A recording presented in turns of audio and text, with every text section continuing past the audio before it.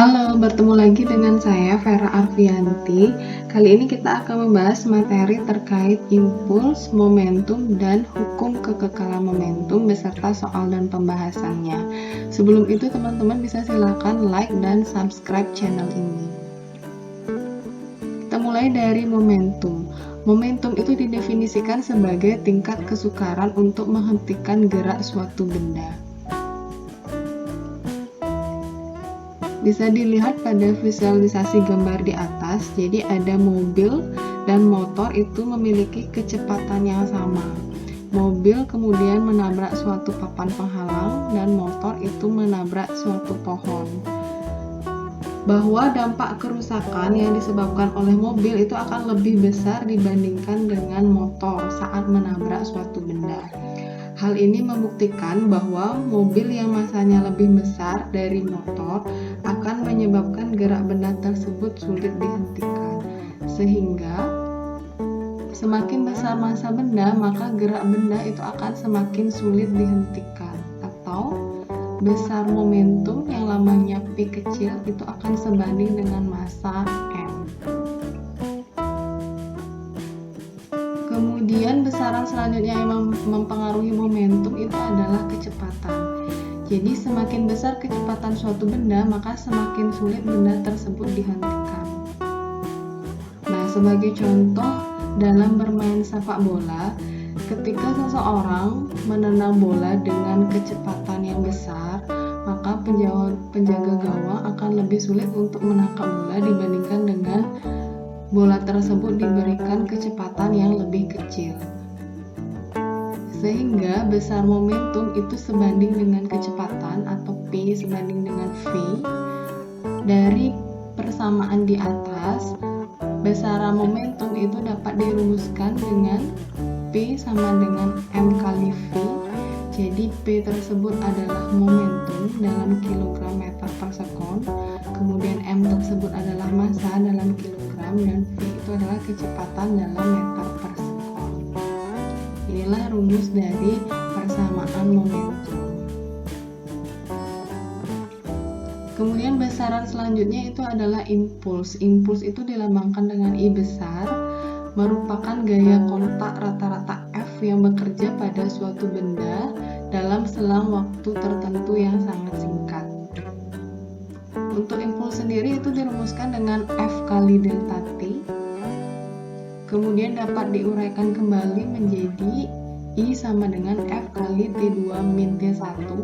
Jadi I ini adalah impuls, satuannya bisa dalam Newton kali sekon atau dalam kilogram meter per sekon. Kemudian F gaya dalam Newton dan delta T selang waktu dalam sekon.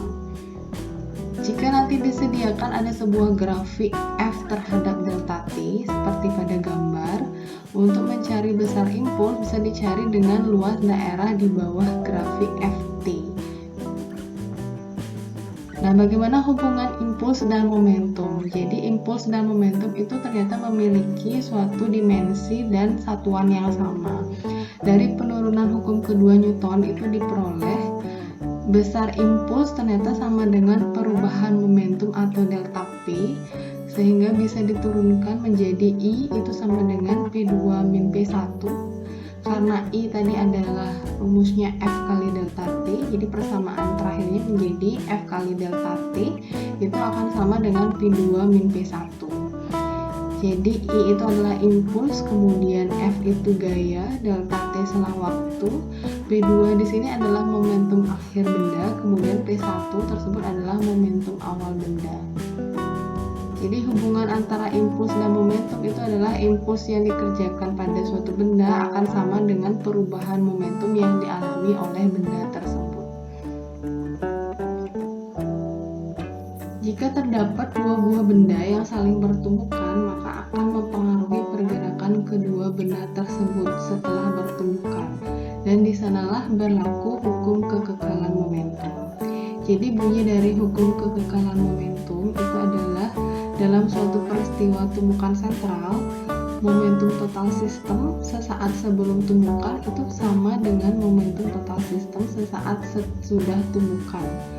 Jika pada sistem tersebut tidak ada gaya luar yang bekerja, Sehingga secara matematis akan dirumuskan sigma V itu sama dengan sigma P aksen. Baik, kita langsung saja bahas soal pertama mengenai momentum. Jadi di sini diketahui sebuah bola bermassa 500 gram itu menumbuk dinding yang tegak lurus dengan kecepatan 30 meter per sekon. Kemudian bola tersebut dipantulkan kembali dengan kecepatan 20 meter per sekon. Maka perubahan momentum yang terjadi pada bola adalah, baik, untuk mempermudah itu kalian bisa nanti buatkan gambar dari makna kalimat soal. Jadi maksudnya itu pertama bolanya dilemparkan menuju dinding atau menumbuk dinding. Jadi bisa digambarkan seperti ini dinding, kecepatannya adalah 30 meter per sekon. Kemudian terpantul kembali ke kanan, itu kecepatannya 20 meter per sekon. Yang diketahui lagi selain itu adalah besaran massa. Ini kita rubah dulu langsung ke satuan SI menjadi kilogram. Kemudian kecepatan mula-mulanya kita lambangkan dengan V1, kecepatan akhirnya kita lambangkan dengan V2. Yang ditanyakan di soal itu adalah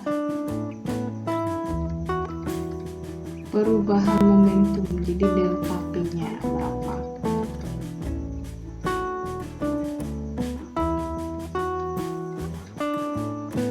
Baik, untuk momentum di sini itu karena ada arah. Selain memiliki besar, dia memiliki arah.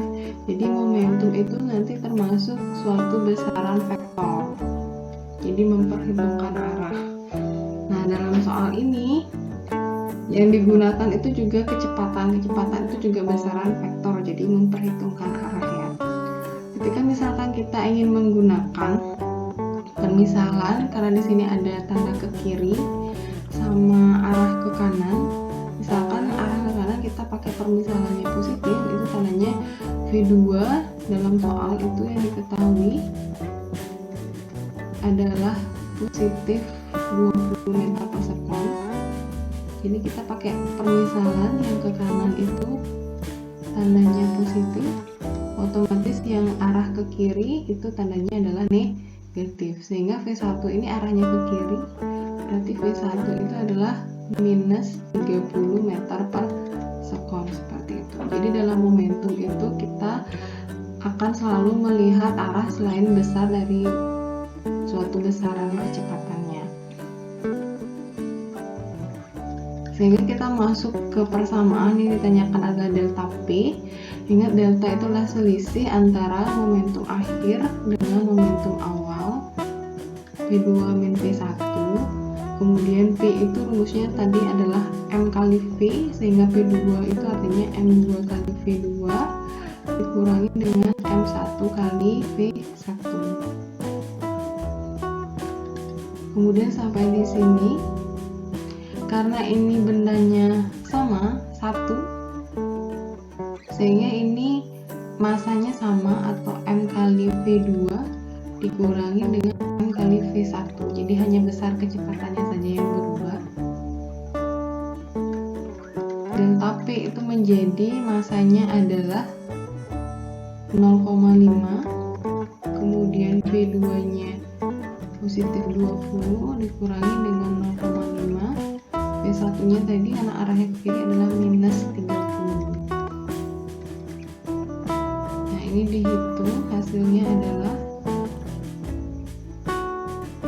10 min kali min itu adalah positif 0,5 kali 30 itu adalah 15, sehingga delta P nya jawabannya adalah 25, satuannya kilogram meter per sekon. Jadi perubahan momentumnya di sini kita ketemu hasilnya adalah positif 25. Sehingga artinya tandanya ketemu positif itu menandakan arahnya, karena tadi kita menggunakan permisalan yang ke kanan positif, berarti perubahan momentum ini arahnya adalah ke kanan atau lebih besar momentum yang arahnya ke kanan dan besarnya adalah 25 km per sekon, seperti itu. Kemudian kita lanjut ke soal yang kedua. Sebuah benda bermassa 5 kg itu diberi gaya konstan 25 Newton, sehingga kecepatannya bertambah dari 4 meter per sekon menjadi 14 meter per sekon. Tentukan lamanya gaya yang bekerja pada benda tersebut. Baik, kita tulis yang diketahui di sini. Pertama adalah massanya 5 kg, kemudian gaya F itu adalah 25 Newton, kecepatan bertambah dari 4 menjadi 14 meter per sekon. Kecepatan mula-mula kita gunakan V1, V1-nya 4 meter per sekon, kemudian kecepatan akhir V2 adalah 14 meter per sekon. Yang dicari adalah lamanya gaya bekerja, berarti selang waktu delta T-nya berapa.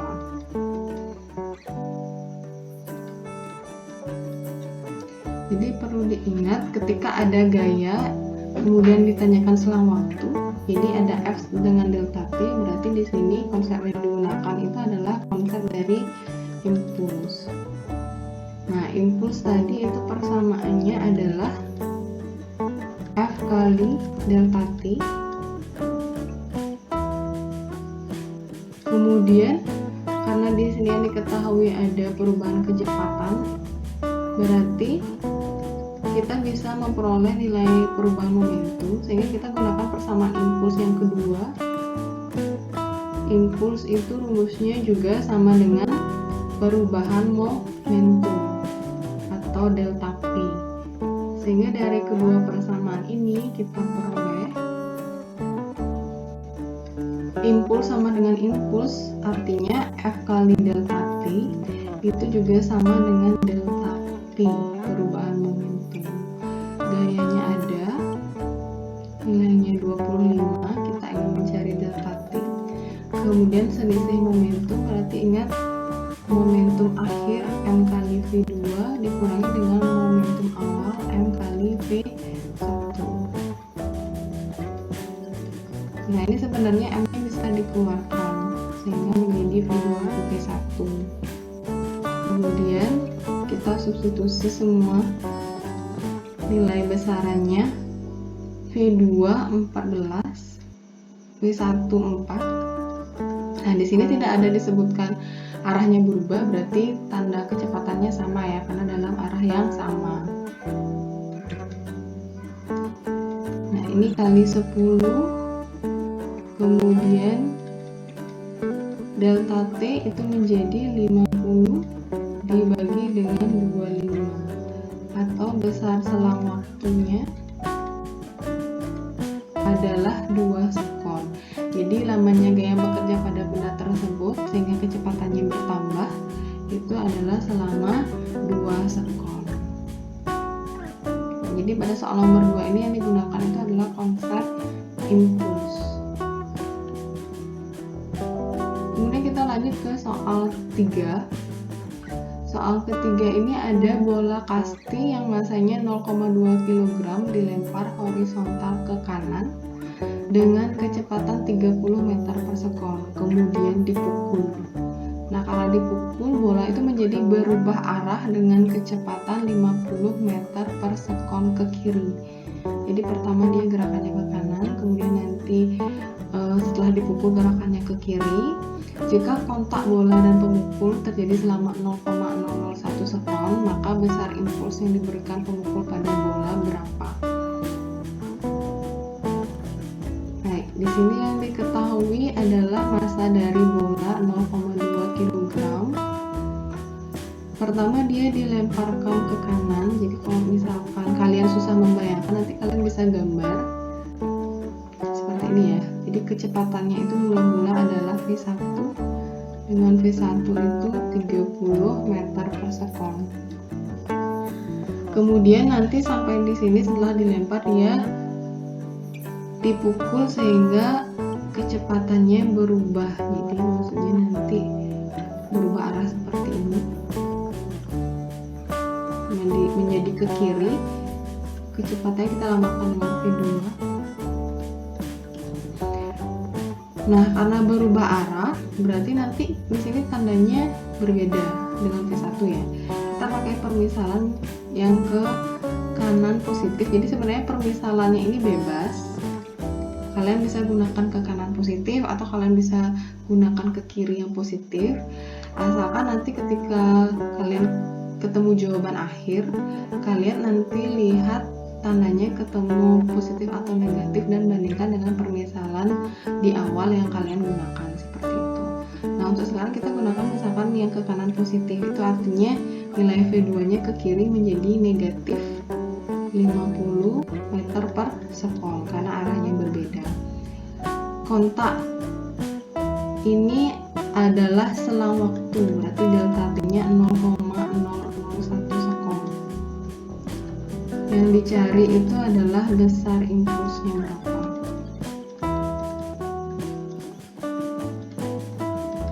Baik, sama seperti soal nomor 2 masih di konsep impuls ya. Jadi kita perhatikan di sini impuls itu kan karena ada dua persamaan. Impuls itu bisa F kali delta T. Impuls itu juga bisa sama dengan perubahan momentum, atau kita bisa gunakan kedua persamaannya ini seperti tadi soal nomor 2. Sedangkan di soal sekarang yang nomor 3, yang diketahui itu adalah M V1 V2 sama delta T. Kita ingin mencari impuls. Kalau misalkan kita pakai persamaan yang satu, gayanya tidak ada. Berarti kita bisa mencari impulsnya dengan konsep impuls sama dengan perubahan momentumnya ini. Karena ada perubahan kecepatan, pasti kita bisa mencari perubahan dari momentum, seperti itu. Jadi impulsnya kita cari dengan perubahan momentum. Itu ingat perubahan itu yang akhir kurang yang awal ya. Ini diuraikan MV2 min MV1. Kalau kalian sudah fasih, kalian langsung uraikan M kali V2 min M kali V1 boleh. Atau karena ini bendanya satu, kalian bisa langsung keluarkan M-nya juga boleh, seperti ini. Nah, masanya sudah satuan kilogram. V2-nya ingat di sini minus 50, kalian kurangi dengan positif 30, seperti ini. Ini adalah minus 80. Kemudian setelah dikalikan, ketemu hasilnya minus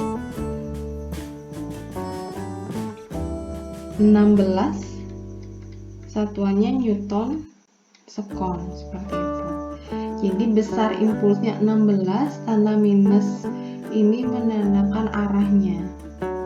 Jadi tanda minus ini menandakan arah dari impuls itu adalah, kita tadi menggunakan yang minus itu ke kiri, berarti arah dari impuls bola itu adalah ke kiri. Arah impuls bola ke kiri sebesar 16 Newton sekon, seperti itu.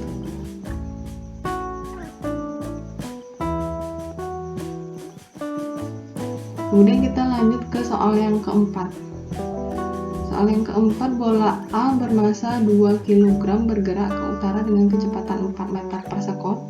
Kemudian menumbuk bola B bermasa 1 kg yang bergerak ke selatan dengan kecepatan 3 meter per sekon. Jika setelah tumbukan bola B itu bergerak ke utara dengan kecepatan 2,5 meter per sekon, maka kecepatan bola A setelah tumbukan berapa? Baik, ini juga lebih mudah untuk menjawab itu, kalian gambarkan terlebih dahulu. Nah, di sini maksud soalnya itu ada arah utara, kemudian yang satu arahnya ke selatan, berarti saling berlawanan arah seperti ini. Jadi A-nya arahnya ke utara 4 meter per sekon, B-nya ke selatan. Kemudian yang diketahui lagi itu adalah massa A 2 kg, massa B-nya 1 kg. Setelah tumbukan bola B bergerak ke utara, berarti sini ya, jadi kita pakai yang ke kanan itu ke utara, jadi ke utara ke kanan 2,5 meter per sekon. Maka kecepatan bola A sesudah tumbukan berapa? Nah ini VA, VB sesudah tumbukan kita gunakan lambangnya ada aksennya ya, jadi VB aksennya kecepatan B sesudah tumbukan, sehingga kecepatan A sesudah tumbukan berarti lambangnya kita gunakan VA aksen, ada aksennya berapa.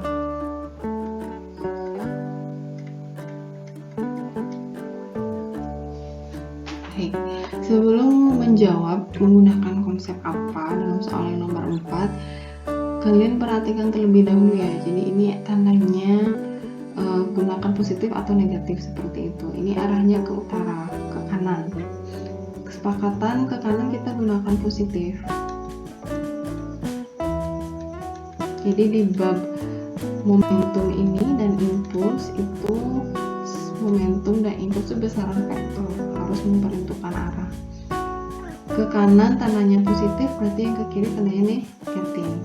Otomatis VA itu adalah positif 4 meter per sekon, jadi dalam soal nanti nilainya seperti ini. Kemudian VB nya ke kiri berarti kalian harus gunakan min 3 meter per sekon. Kemudian di sini VB aksennya disebutkan ke utara ke kanan, berarti positif 2,5 meter per sekon, seperti itu. Kemudian dalam menjawab, jadi di sini ada dua buah benda saling bertumbukan. Di konsep sebelumnya tadi sudah kita bahas bahwa ketika dua benda bertumbukan itu akan berlaku yang namanya hukum kekekalan momentum. Jadi momentum sebelum tumbukan nilainya akan sama dengan momentum sesudah atau setelah tumbukan. Nah, dilambangkan yang sebelum itu kita pakai sigma P, kemudian momentum sesudah tumbukannya itu kita gunakan sigma P aksen. Jadi persamaan itu kalau untuk benda bertumbukan kalian pasti gunakan konsep hukum kekekalan momentum. Tinggal sekarang dilihat untuk ruas kiri ini momentum sebelum tumbukan itu yang bergerak ada A sama B ya. Jadi di sini ada momentum A sebelum tumbukan dijumlah dengan momentum B sesudah tumbukan. Kemudian untuk momentum yang sesudah tumbukan di sini itu adalah momentum A sesudah tumbukan dijumlah dengan momentum B sesudah tumbukan. Jadi yang sesudah tumbukan kita pakai aksen, yang ini momentum A sebelum tumbukan dijumlah dengan momentum B sebelum tumbukan. Baru kemudian diuraikan, momentum itu rumusnya adalah M kali V tadi, sehingga PA itu MA kali VA ditambah MB kali VB itu sama dengan PA aksen, berarti MA kali kecepatan sesudah tumbukan untuk A PA aksen ditambah MB kali VB aksen kecepatan B sesudah tumbukan. Nah kemudian untuk MA di soal nomor 4 tadi, MA itu disebutkan adalah 2 kg. VA nya itu ingat tadi adalah positif 4, kemudian ditambah dengan MB tadi nilainya 1 kg. Nah VB nya ke kiri tadi adalah min 3. Kemudian massa benda itu pasti tetap ya, karena bentuknya dia tidak berubah, jadi massanya tetap 2, yang berubah itu hanya kecepatannya. Kita ingin mencari VA aksen, tulis ditambah MB itu tadi 1. Nah VB aksennya tadi adalah positif 2,5. Nah ini menjadi 8 kurang 3 sama dengan 2 VA aksen ditambah 2,5, atau 5 sama dengan 2 VA aksen plus 2,5. Artinya 2,5 pindah ke kiri jadi dikurang, jadi 5 dikurang 2,5, 2 VA aksen, 5 dikurangi 2,5 itu 2,5. Nah VA aksen itu artinya adalah 2,5 dibagi dengan 2 atau nilainya 1,25 meter per sekon. Jadi di sini kita ketemu hasilnya adalah positif, ya, positif 1,25. Tandanya menunjukkan bahwa nanti benda A sesudah tumbukan itu arahnya adalah ke kanan, karena tadi kita menggunakan permisalan ke kanan yang positif. Jadi VA aksen itu arahnya ke kanan sebesar 1,25 meter per sekon.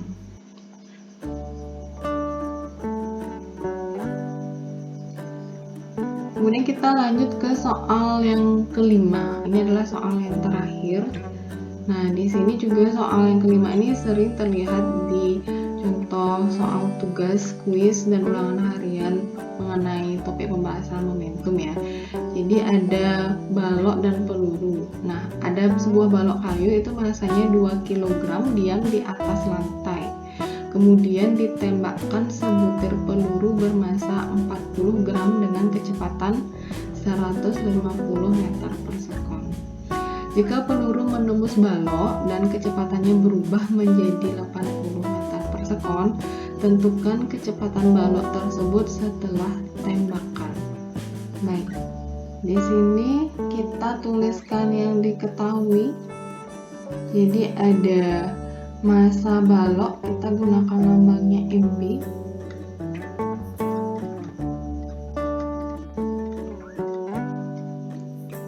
Kemudian massa peluru kita gunakan lambangnya MP.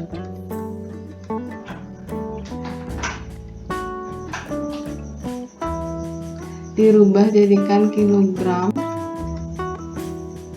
menjadi 4/100. Kemudian kecepatan peluru itu VP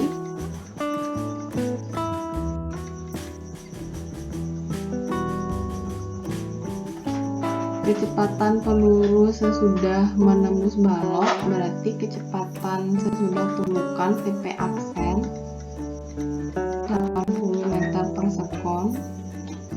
Yang ditanyakan itu adalah kecepatan balok setelah tembakan.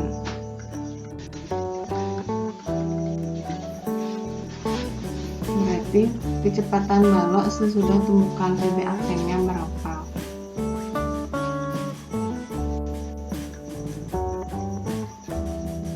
Nah, jadi di sini kalian bisa perhatikan pada gambar yang sebelah kiri ini adalah gambar dari benda sebelum tumbukan. Jadi pelurunya bergerak dengan kecepatan VP, baloknya masih diam, itu artinya VB-nya sama dengan 0. Kecepatan balok sebelum tumbukannya sama dengan 0. Kemudian setelah tumbukan,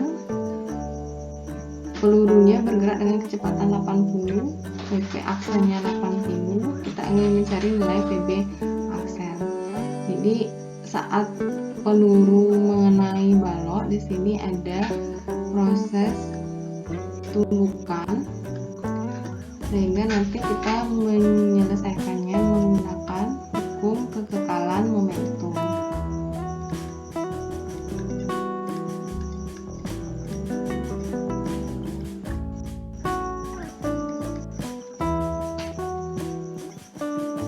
Jadi sama seperti soal nomor 4, momentum sebelum tumbukan itu sama dengan momentum sesudah tumbukan. Nah, sebelum tumbukannya itu ada peluru dengan balok, jadi momentum pelurunya MP kali VP dijumlah dengan momentum balok sebelum tumbukan itu adalah MB kali VB. Itu nilainya pasti sama dengan momentum sesudah tumbukan antara peluru dan balok, berarti MP kali VP aksen. Ini momentum peluru sesudah tumbukan dijumlah dengan MB kali VB aksen. Ini momentum dari balok sesudah tumbukan. Baik, tinggal disubstitusi, hati-hati saja ketika menghitung. Ini 2 kg, kemudian VP-nya 150, kemudian massa baloknya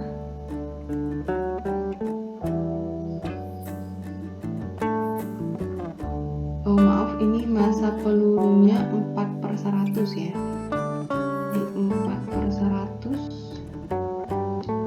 V pelurunya 150, massa baloknya 2 kg, kemudian V baloknya mula dia berarti 0. 4/100 kita ingin mencari VB aksen, MB nya 2 kali VB aksen. Nah, sampai di sini jadi ini bisa di 150 kali 4 disederhanakan, 600 bagi 100 itu sisanya adalah 6. Kemudian ini 0 berarti 6 sama dengan ini diselesaikan itu adalah 3,2 ditambah 2 VB aksen, sehingga yang dikumpulkan itu angka dengan angka, 3,2 nya pindah ke kiri, dan ini penjumlahan pindah ke kiri menjadi negatif. 6 dikurangi 3,2 itu adalah 2,8, sehingga VB aksennya itu nilainya adalah 2,8 bagi 2 atau 2 kali berapa nilainya 2,8 itu adalah 1,4 meter per sekon. Jadi di sini kita ketemu hasilnya positif ya, berarti si balok kayu sesudah tumbukan atau setelah terjadi tembakan oleh peluru itu juga dia bergerak ke kanan, karena di sini kita menggunakan pemisalan yang ke kanan itu adalah positif. Seperti itu. Baik, demikian materi beserta soal dan pembahasan terkait dengan impuls, momentum, serta hukum kekekalan momentum. Jika ada pertanyaan atau soal yang belum kalian mengerti, kalian bisa komen di kolom komentar. Kemudian jika kalian juga memiliki soal lain yang ingin ditanyakan, kalian juga bisa tuliskan di kolom komentar. Nah, jangan lupa like dan subscribe channel ini agar kami lebih bersemangat lagi dalam membahas materi selanjutnya. Terima kasih.